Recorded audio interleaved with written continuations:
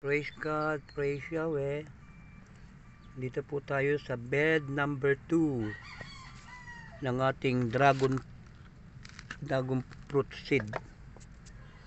At ayan po, naglipat na po tayo dito sa mga maliliit na lalagyan para mapag-aralan papaano po siya ating aalagaan.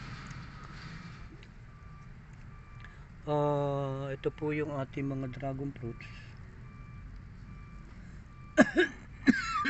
sa bed number 2.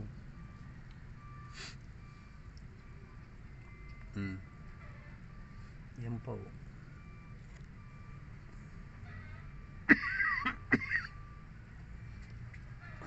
May konting ubo dahil lumamig po ang gabi. Yan po siya.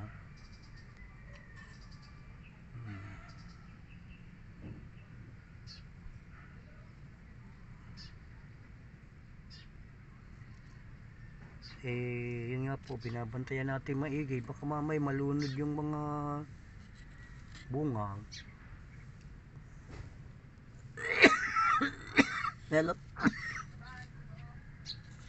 Parang nadadaig siya ng oregano.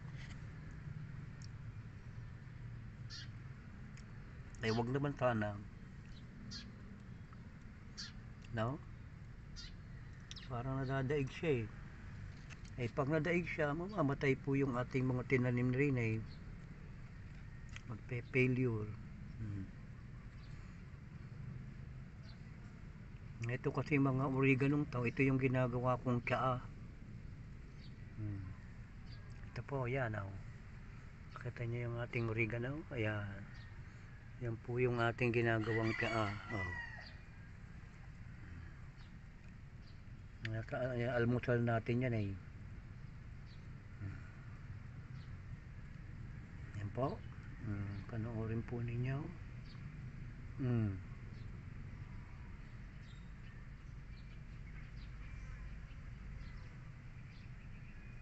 Yan.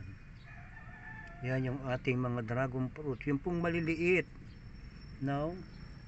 Na nagbubulaklak pa lang. Ayan po, yan po yung mga dragon fruit. Ere.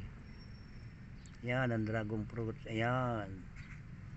Yung isang yun, no? Katama? Dito, ayan po, yung mga yellowish na yan. Nakulay.